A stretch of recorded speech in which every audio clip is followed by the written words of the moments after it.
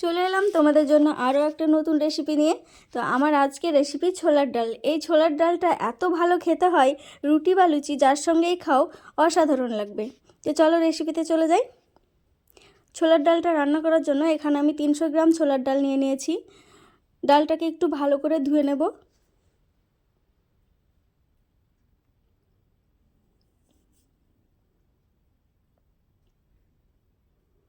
ডালটা ভালো করে ধুয়ে নিয়েছি।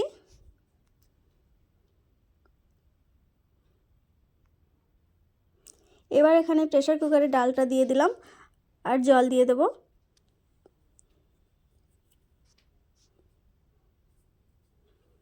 জলটা ডালের পরিমাণের চাইতে একটু বেশি দিতে হবে। আর একটুখানি লবণ দিয়ে দিলাম। লবণটা এই সময় দিলে কি হবে, একটু টেস্টটা আরও বেশি ভালো হয়, লবণটা ভালো মতো ঢুকে যায় ডালের মধ্যে। দেখো আমি সেদ্ধ করে নিয়েছি। ডালটা কিন্তু আমি বেশ নরম করে সেদ্ধ করেছি। এরকম নরম করলে তরকারিটা খুব সুন্দর হয়।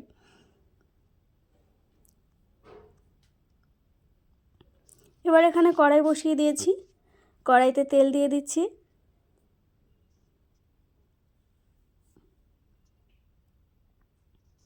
এখানে আমি 2টো শুকনো লঙ্কা দিয়ে দিলাম, 2টো তেজপাতা, 2টো এলাচ আর একটুখানি জিরে ফোড়ন দিয়ে দিলাম। এবার এগুলো সবগুলো একসঙ্গে একটু নাড়াচাড়া করে ভেজে নেব। ভাজা হয়ে গেছে। এবার আমি এখানে 2 চামচ আদা রসুনের পেস্ট দিয়ে দিলাম। তারপরে দিয়ে দিলাম লবণ, হলুদ গুঁড়ো, লঙ্কা গুঁড়ো, জিরে গুঁড়ো। এবার সবগুলো একসঙ্গে খুব ভালো করে কষিয়ে নিতে হবে।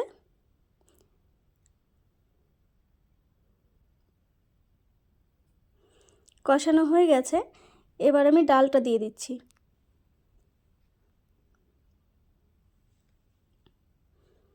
সব ডালটা দিয়ে দিলাম। তো ডালে আমার যেহেতু জলটা কম আছে, একটুখানি ফুটে গেলে তখন জলটা কমে যায়, তো তার জন্য আর একটু জল দিয়ে দিলাম। ভালো করে নাড়াচাড়া করে দিচ্ছি। দেখো এবার খুব ভালো মতো ফুটে গেছে। আমি আবারও একটু নেড়ে দিলাম।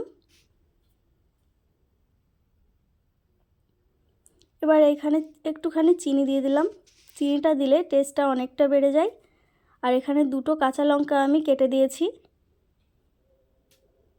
আর একটুখানি দিয়ে দিলাম মিট মশলা। এবার খুব ভালো করে নাড়াচাড়া করে আর একটু ফুটিয়ে নামিয়ে নিতে হবে।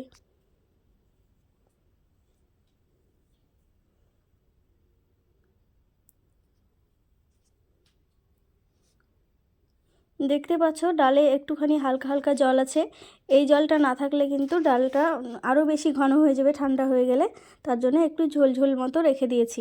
তো এখন নামিয়ে নিয়েছি। দেখতেই পাচ্ছ কতটা সুন্দর হয়েছে। তো দেখতেও যত সুন্দর, খেতেও ততটাই সুন্দর। তো তোমাদের যদি ভালো লাগে তাহলে এইভাবে বানিও।